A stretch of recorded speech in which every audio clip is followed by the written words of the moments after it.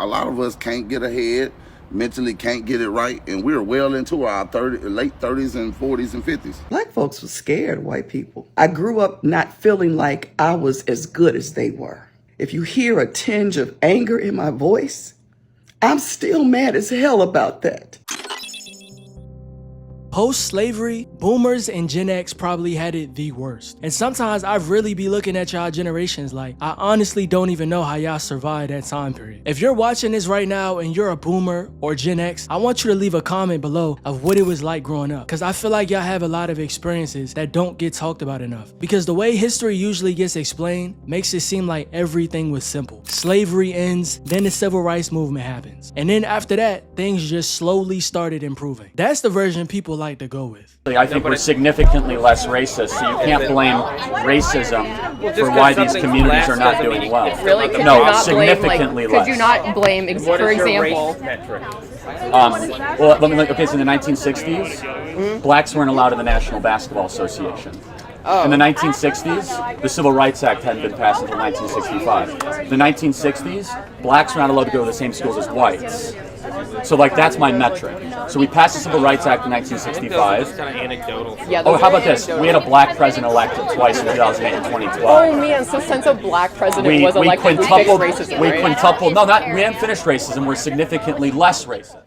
But when you actually stop and look at the generations that had to live through those times, the situation looks way more complicated than that. Because two groups of black Americans basically got hit from both directions. You got boomers who grew up during the last years of open segregation and had to live through the civil rights era while it was actually happening. Then right behind them, you got Gen X, who technically grew up after those segregation laws were gone, but they walked straight into collapsing cities, the crack epidemic, and one of the biggest prison expansions in American history. So when people debate which generations had it the hardest after slavery, those two generations always come up. Because one generation had to fight the system directly, and the next generation had to live inside the consequences of everything that happened after that fight. And both situations were extremely difficult. So I'm not trying to compare, oh, which one was harder. You know, it's not anything like that. Now let's start with boomers, right? Boomers were born between 1946 and 1964. And a lot of them grew up in a country where segregation was normal. And when we say segregation,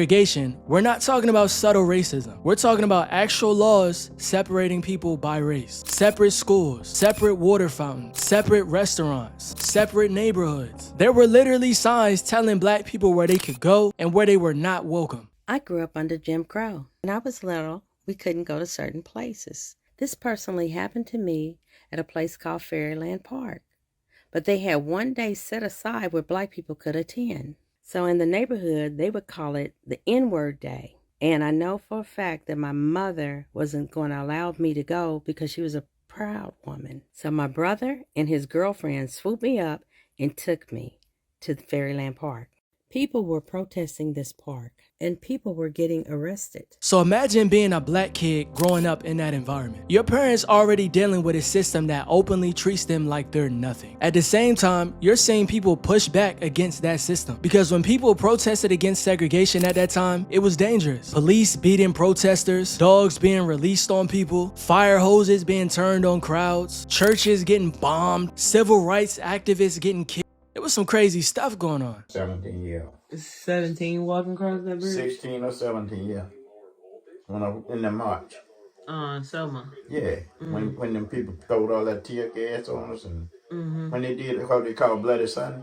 Martin Luther King was assassinated when I was a little girl, and I still remember it like it was yesterday. I was sitting there playing with my toys, and suddenly I started hearing wailing and hollering coming from outside. My family went out, and then we heard they unalived King. Riots broke out all across the country. Kansas City did not cancel school on the day of Dr. King's funeral, and people became angrier. Because of this, students staged a peaceful walkout. It actually became a riot after the police tear-gassed some children in a church.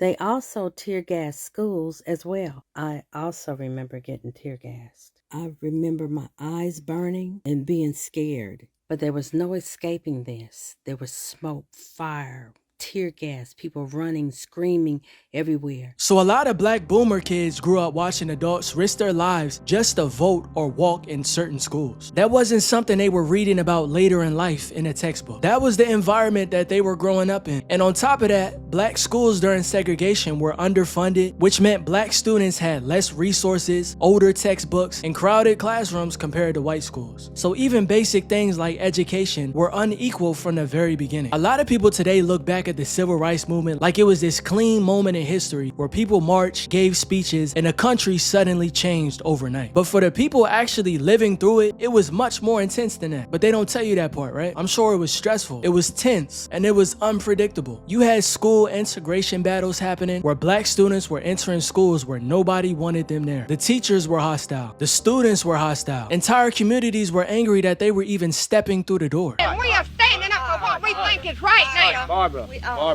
mean it. you're playing into her hands. Let me speak to him, okay? In the name of God, how much more are we supposed to take? Take from what? From you people. I mean, you people. You sound like I'm a dog or something. As we forgive those who trespass against us, and lead us not into temptation, but deliver us from evil. Amen. We want freedom! We want freedom! We want freedom! We want freedom! We want freedom! So imagine being a teenager and walking into a building where the whole school already hates you before you even sit down in class. That's crazy. That was real life for a lot of boomers. And even after laws changed, attitudes didn't just automatically change overnight with them. So boomers grew up in an environment where progress was happening, but resistance was happening at the exact same time. So you had these opposite forces fighting against each other. What happened to you today?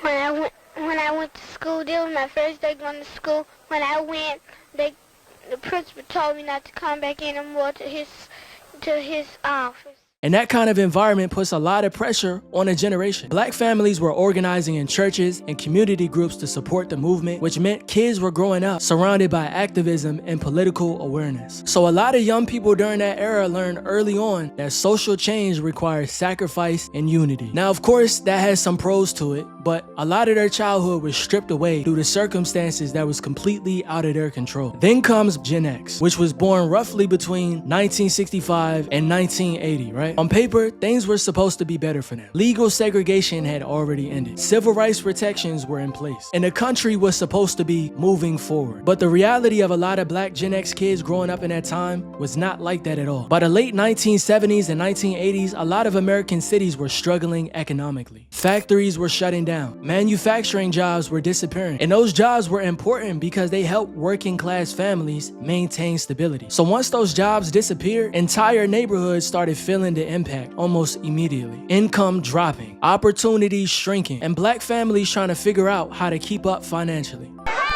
When they open up the door, they pushing you in. So they had followed me all the way around when I was going in, and I had this newspaper. So I was inside, but my arm and hand was on the outside.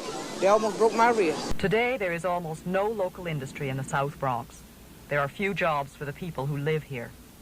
1 out of 3 is unemployed. The per capita income here is 40% of the national average. 1/3 are on welfare. And when that instability was happening in a lot of communities, another major problem appeared right behind it. You got it. Drugs. At the same time, city governments were dealing with budget cuts and declining tax revenue, which meant fewer resources for schools, housing, and public services. So a lot of black communities were facing multiple problems at once. Then we got the crack epidemic. During the 1980s, crack spread through black neighborhoods and had a major impact on our communities. What do you got there? All crack bottles. What do you have there in your other hand?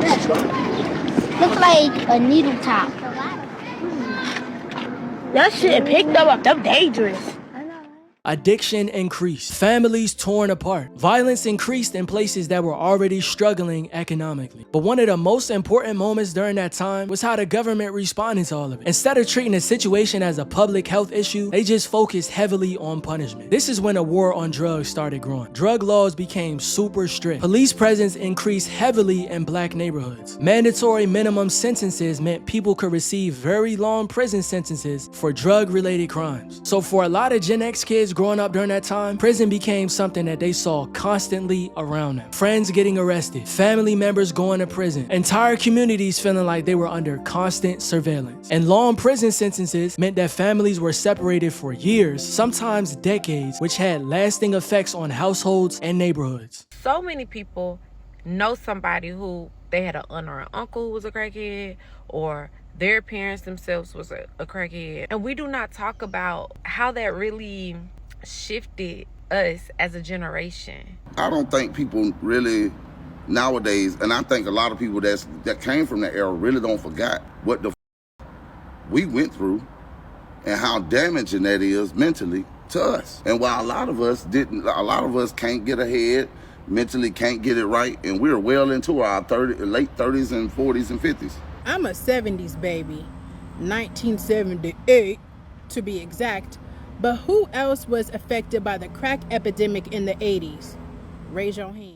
So the impact wasn't just individual, it affected entire community structures. One of the biggest things that defined Gen X era was the rise of mass incarceration. The prison population in the United States increased dramatically during the 1980s and 1990s, and black communities were the ones mainly affected by those policies. It was 100% targeted. Policing increased in neighborhoods. Drug raids became more common. Long sentences for non-violent offenses became normal. Kids growing up seeing police helicopters flying over neighborhoods, hearing sirens regularly, and watching people being taken away in handcuffs. At the same time, the media portrayed black neighborhoods through crime stories. Families here and in other nice neighborhoods have been disintegrating as mothers battle their own addiction to crack. Right now, Gail White is fighting the drug. She's not sure she'll win. How many other women do you think are fighting with a drug, say on this hill? Oh, I don't know. I'm sure there's lots of them. I can imagine hundreds, I'm sure hundreds. As in so many black families, Gail, a single mother, is the linchpin, trying to hold things together.